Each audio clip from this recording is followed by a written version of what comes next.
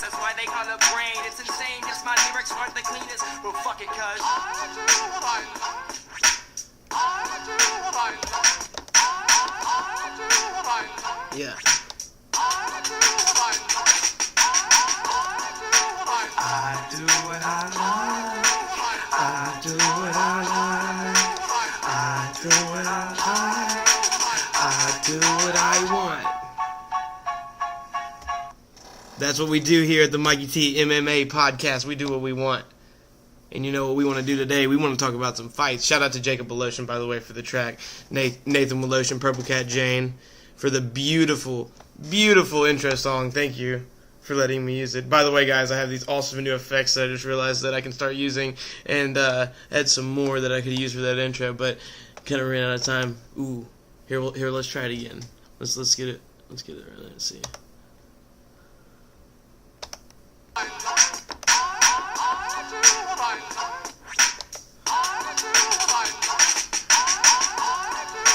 I do what I like.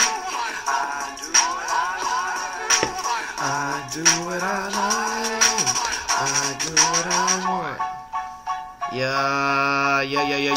Welcome back to the MikeyTMMA podcast. Today is 9/15/2017. Can't even keep up with my days. All I know is that tomorrow is a big night in combat sports, guys. Like, you have no idea how hyped I was for McGregor Mayweather. This, like, Canelo Triple G, like, I know this is usually like an MMA show, but I've over the past couple years started to really appreciate boxing and the art of these hands. You see on the screen right there, just something about just the sweet science, man. It's just, especially two guys like Canelo Alvarez, who is just one of the greatest Mexican boxers of all time. The only loss in his career is to the undefeated 50-0 Floyd Mayweather.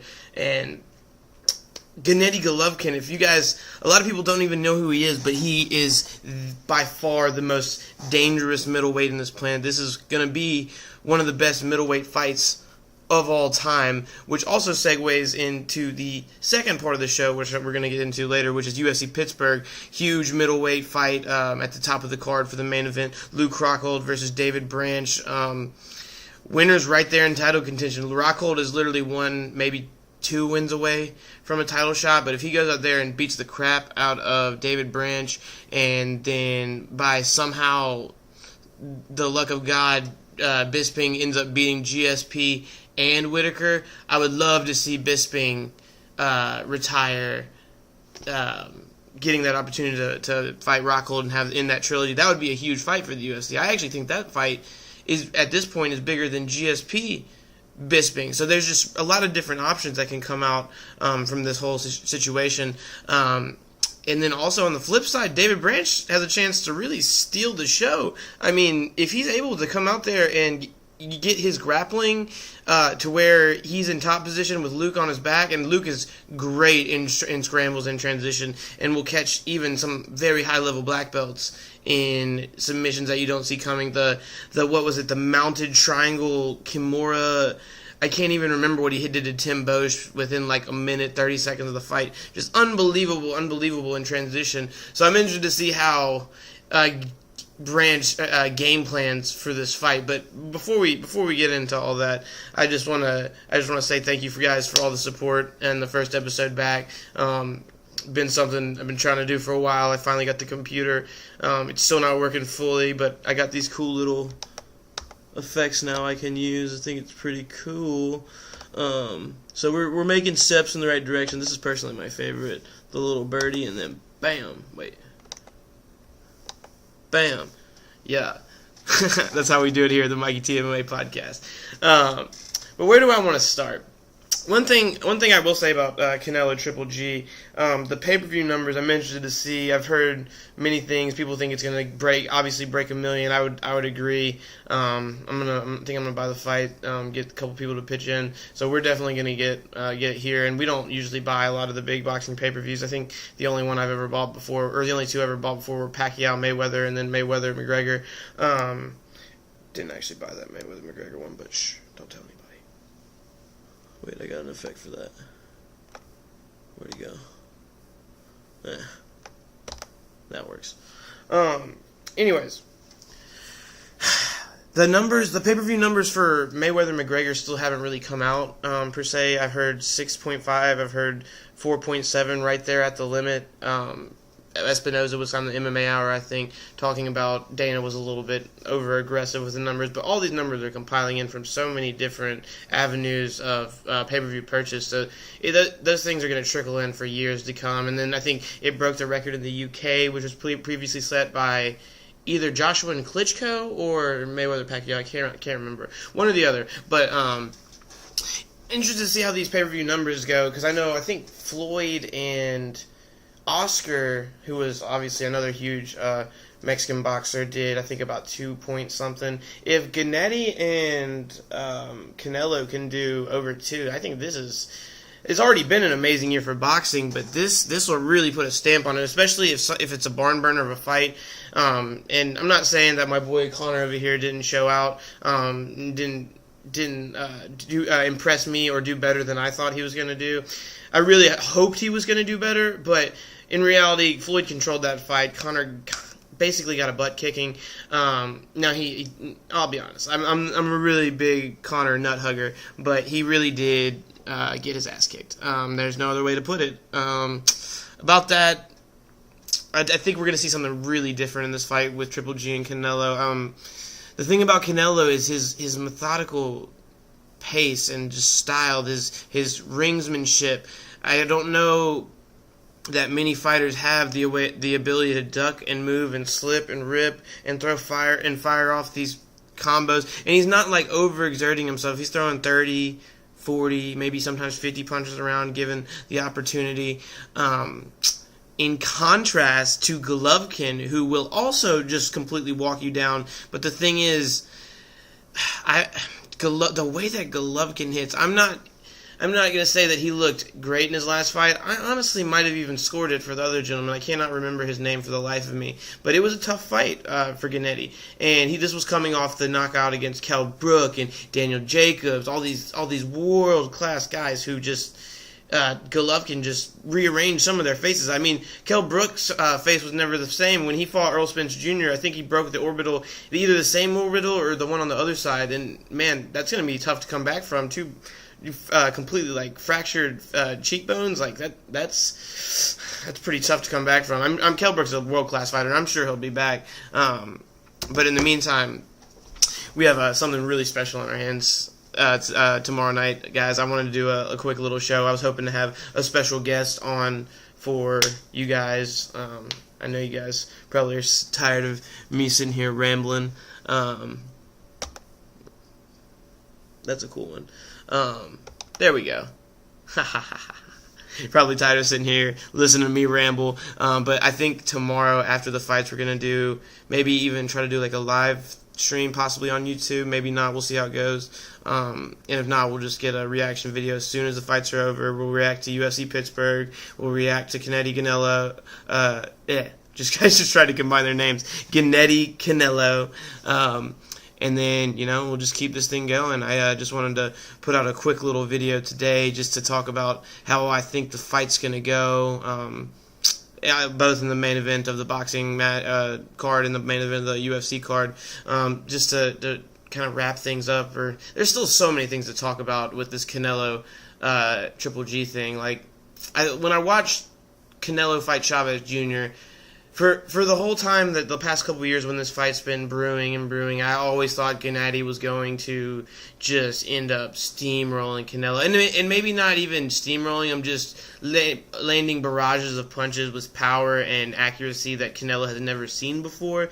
But my mind got changed a little bit when I watched him fight Chavez Jr. And I know all you boxing purists are going to come at me and tell me how terrible Chavez Jr. is. But when you're a guy like me, an MMA fan who's just now starting to really truly appreciate the levels and just the levels of this boxing game, like, Canelo looks so smooth. Really, he should have finished him. That's part of the reason why I'm kind of shifting my views. But basically, what I'm trying to say is, when I first watched Chavez Jr. and Canelo, I really thought that all of a sudden the tides were starting to turn. They pulled out Triple G at the end of the fight. Had the face off. Oscar kind of had everything planned. I think they basically knew that they had a squash match and what's his face, Julio Cesar Chavez Jr., just kind of living off his father's name. Got a really padded record. He had some decent fights, but he ended up losing most of the big-time fights, and it seemed like he never really had his attitude together either. But the thing about Canelo is he's been to the big stage. He's been in Dallas Cowboy Stadium when he's fought the Smith guy, Joe Smith. I can't remember the gentleman's name. I think he's got like 4 brothers or something crazy like that are pro boxers. You guys know what I'm talking about. Sold out, or didn't sell out, but they fought in Cowboy Stadium, which is freaking tremendous. He fought Floyd Mayweather. He's fought God, where else has he fought? He's fought all over the world. I mean, he's the definition of a gritty, tough Mexican boxer. I think this fight's going to come down to who is really. I think the fireworks are going to start early. I really think the fireworks are going to start early. I think we're going to start to see Gennady start to establish his dominance with his jab, his piston-like jab. He's going to have Canelo thinking about that jab early, and it's the quicker that Canelo starts thinking about that jab, the faster that right straight's going to be open, or left hook, or whatever it is that he wants to throw to counter Canelo's slipping and movement. And if he can catch Canelo slipping and ducking and dodging and weaving the wrong way, all it's going to take is one punch to put him down. And has Canelo ever been put down in his career? I don't think so. Maybe I'm wrong. Might be wrong, but probably am wrong. But needless to say, I believe this is a fight where both guys can go down at any moment, any point of the fight, and I'll be ready for it, you know. Man, I'm just so excited. I hope you guys are too. If you guys haven't already thought about it, please buy this pay-per-view. It is going to be worth it. Boxing's been having a great year. We need to show the support. Oscar De La Hoya's got his panties in a bunch over there, still talking crap about Mayweather McGregor not or taking away attention from Canelo and Triple G, and not being pure to the sport of boxing. But hey, buddy, it got all these MMA people like me, and even more of the boxing people thinking about comparing the Mayweather-McGregor fight to Triple G Canelo, which is like an 0-0 fighter taking on a 49-0 fighter versus 2 of the best middleweights of all time. Like, there's no debating that. Obviously, we know what we're going to get from one, and we know what we're going to get from the other. And I thought maybe there was going to be some magic that happened in that fight with Conor and Floyd, but clearly it didn't. And, you know,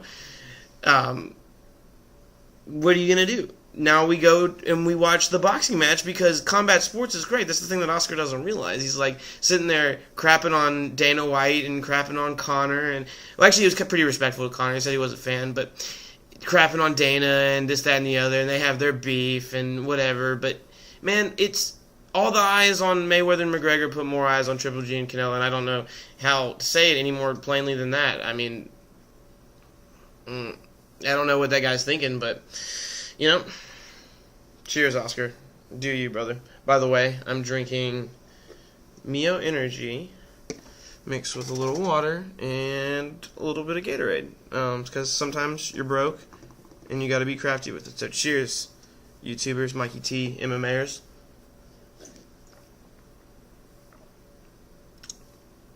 I think we're good. Could have been a lot worse. Nice shirt. Shout out Quaid. Thank you. Didn't actually spill any on your nice shirt. Thank you, brother. Yeah, but if I had to give a prediction, this is tough. I don't know. My blood's boiling. Flames are shooting out of the top of my head. Let's see. If I had to give a prediction, I'd say Triple G knocks out Canelo Alvarez, or at least TKOs him inside of 8 rounds. That's a bold prediction. Realistically, we might want to say 10, but I'll say 8, because I think that Canelo is going to try to be very, very cautious early and play the point game. But I think eventually Triple G's power will overpower him. There's not much more to say than that.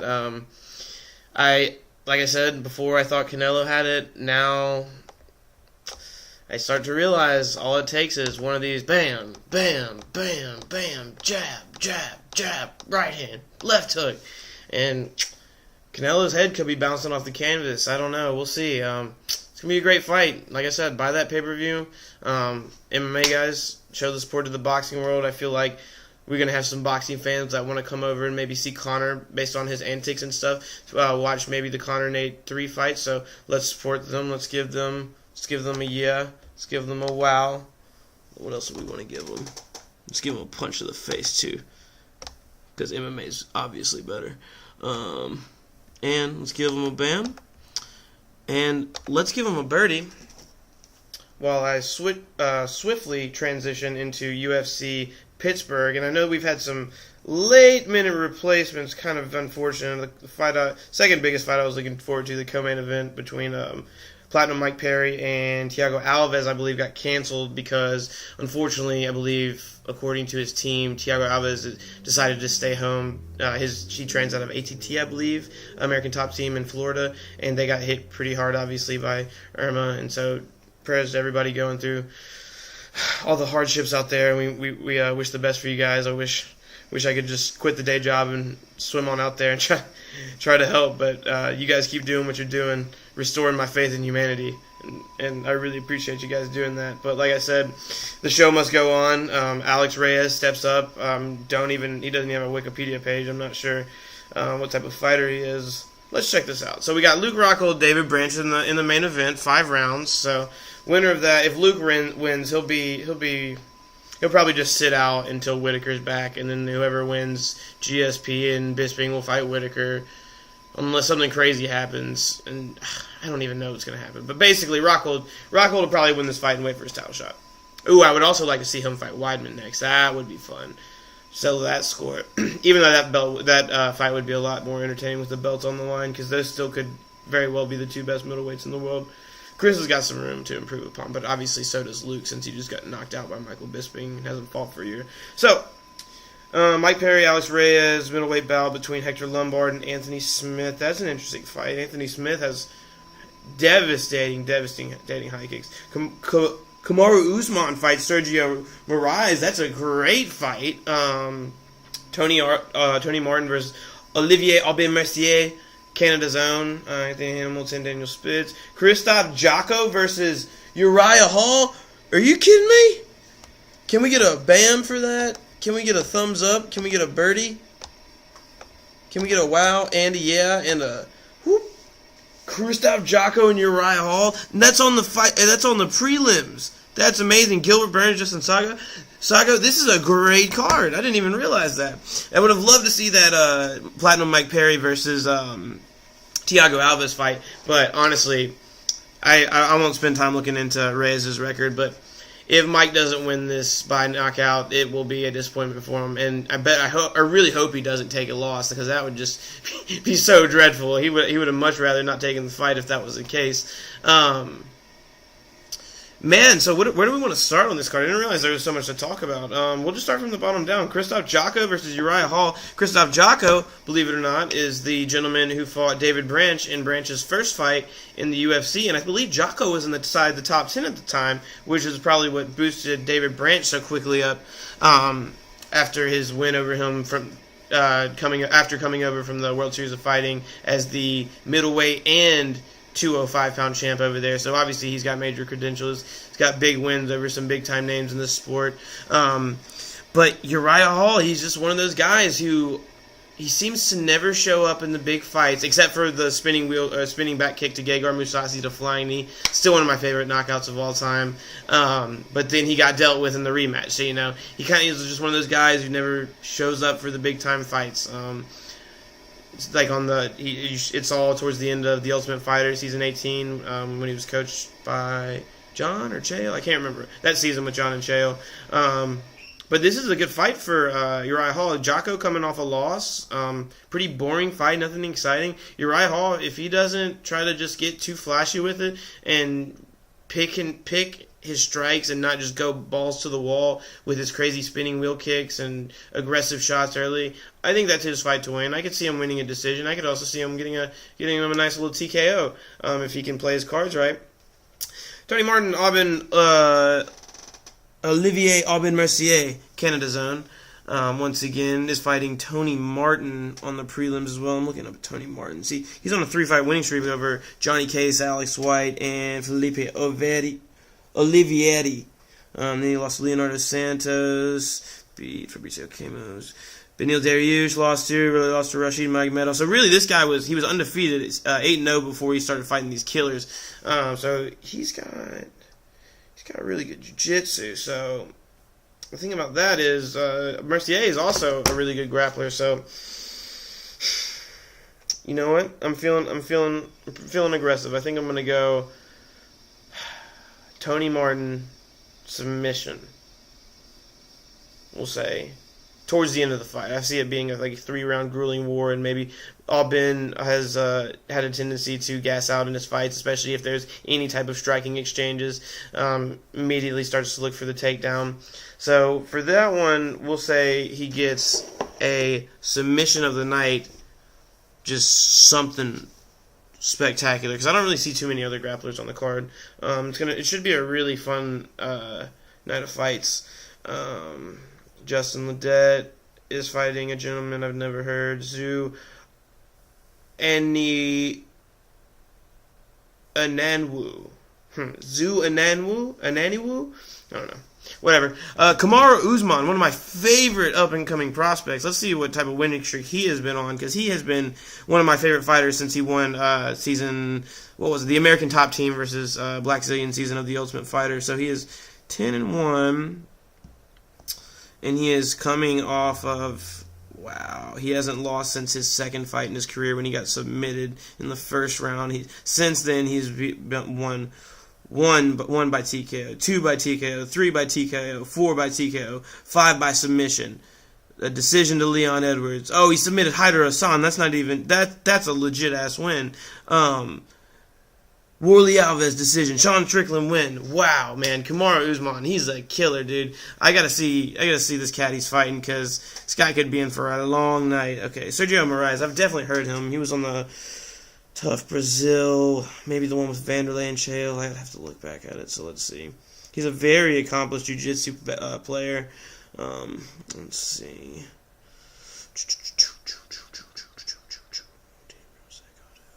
Okay, so he's got a submission win over Neil Magny. First round submission win back in 2013 over Neil Magny. So that's going to be a fun grappling match.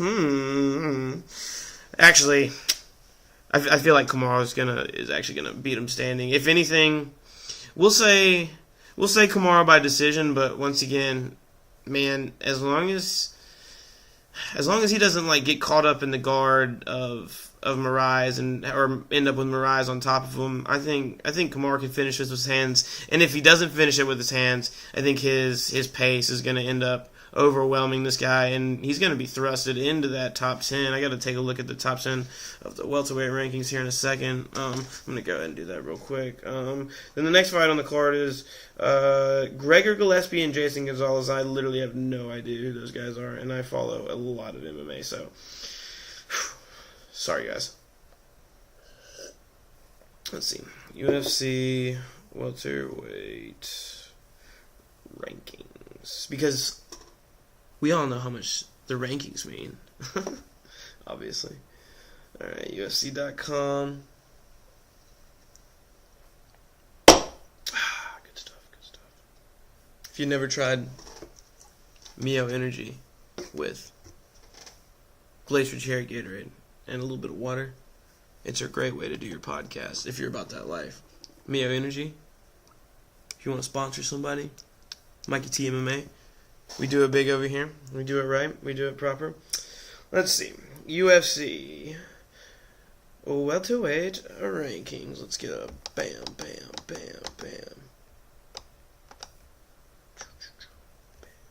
There we go. Alright. Here we are.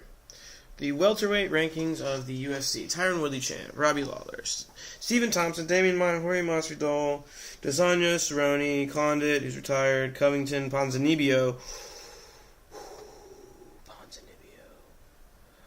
Oh, I would love if Kamaru wins this fight. Him versus Santiago Ponzinibbio. Please, MMA gods. Please, I beg you. I beg of you. Please. Do you see what's going on right here? I beg of you. What else do we have here? This is awesome.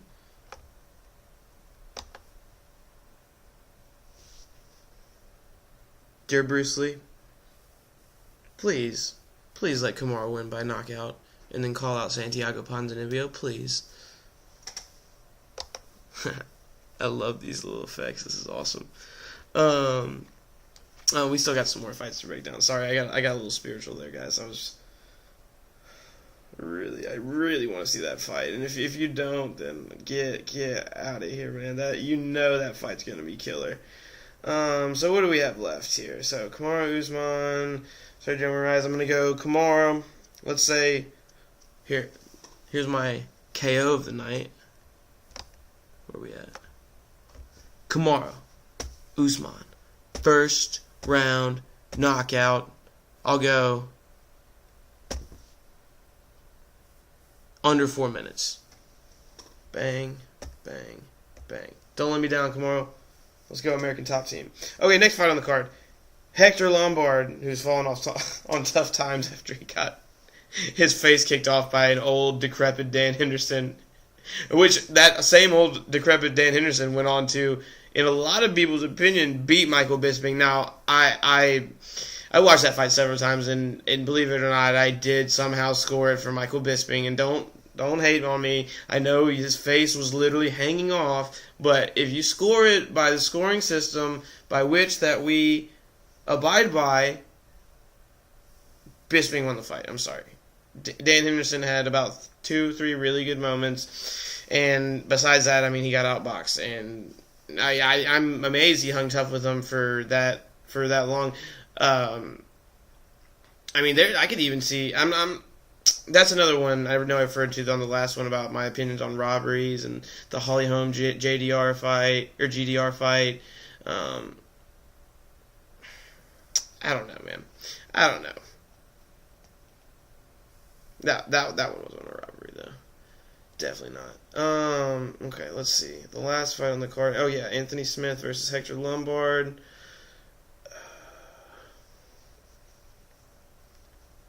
Andrew Sanchez head kick. That was unbelievable on the Johnson Hayes card in Kansas City. What was that? First round, third round? Oh, that was unbelievable. And then he TKO'd Elvis Mutapchik. Lost to Cesar Fierro.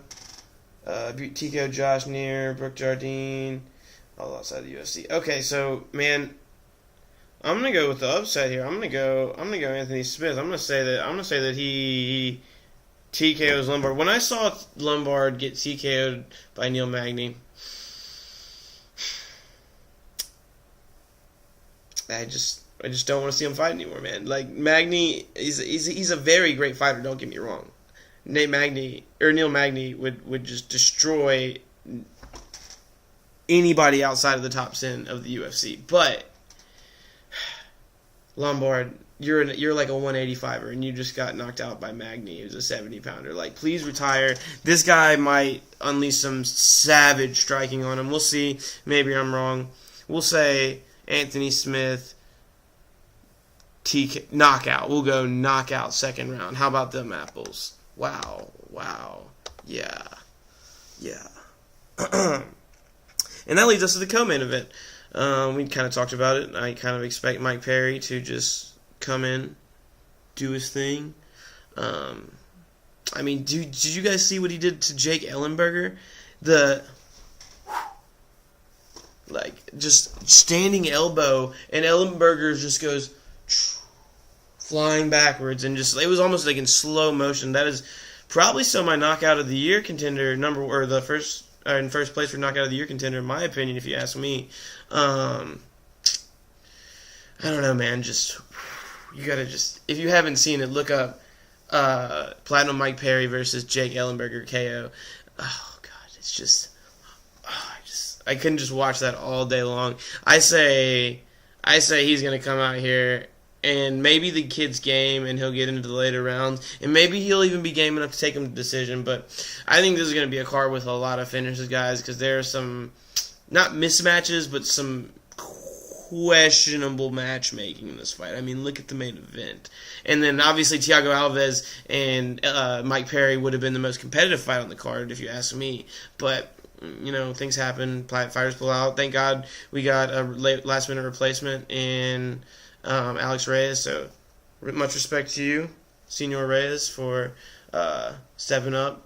I wish you the best of luck, but I'm gonna go with my boy Mike Perry. Probably putting him out of there. We'll see if he does in the first, if he does in the third, or if he does in the second, or if it goes to decision. Maybe it'll be a good fight. I think this is gonna be a night of finishes, guys, and that brings me to the main event. And I can't remember if I even gave a prediction earlier, but I'm going to go ahead and say that Luke Rockhold is going to TKO David Branch with body shots, preferably kicks. Maybe there's some grappling exchanges, but I say by the second round. If Rockhold hasn't ended up on top of him from a failed takedown attempt by David Branch or something like that, where he's just putting savage ground and pound on him, I see leg kicks being open all day long with that how Rockhold switches stances to his power leg and just snaps that kick up. I believe, if I'm not mistaken, he steps back into south. He boxes orthodox, if I'm not mistaken. I might be wrong. Please don't judge me. He either boxes in orthodox and then switches and uses his left leg as his power kick off the switching stances, where you can really get a lot of torque into it, and then switch back for his boxing, or it's vice versa. So I think, like I said, if Rockhold's not ended up on top of him through Branch getting scared and shooting in for a reckless takedown, I really see Rockhold finishing this on the feet. I don't know necessarily that maybe his hands have improved to the point where he can really put him down with punches, but I think it's either going to be a kick to the head or a kick to the body. I really do. I think it's going to be spectacular.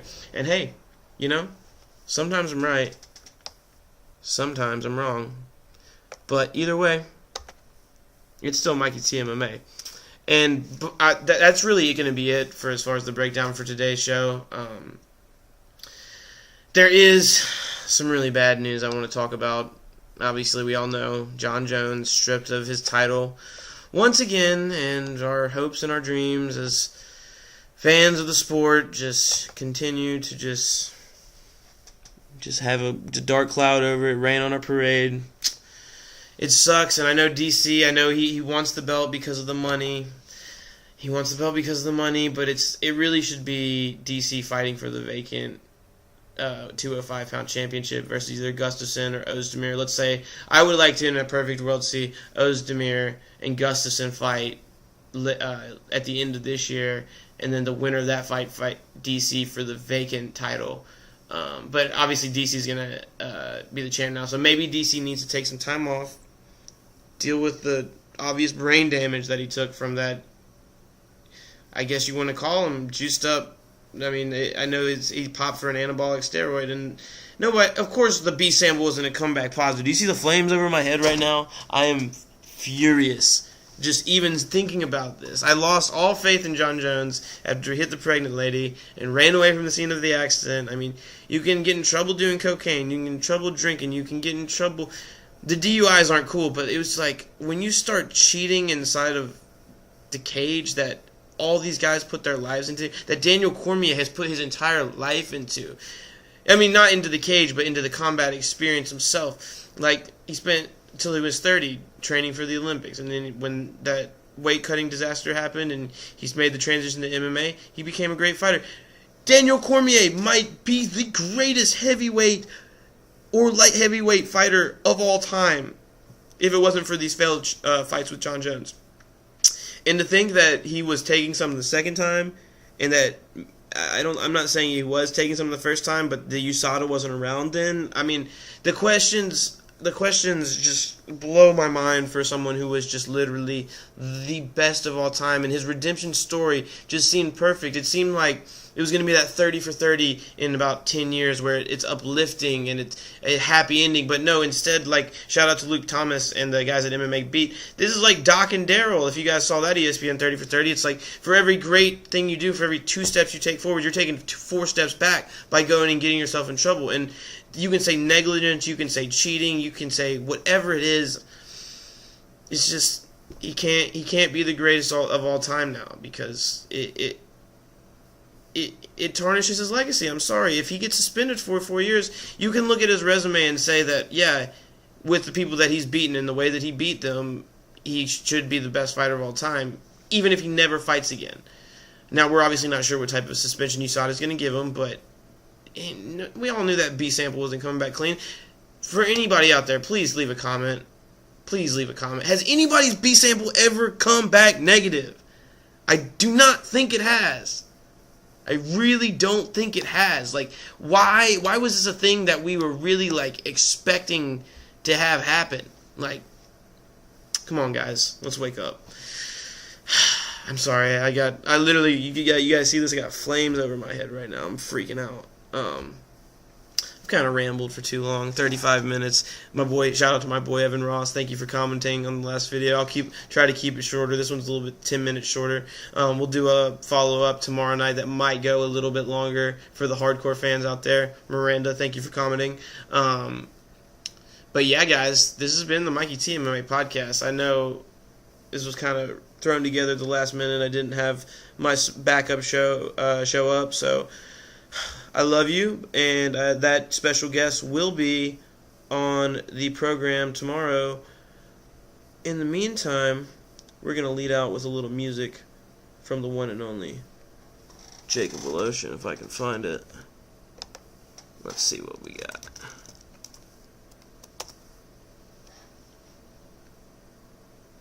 Which one?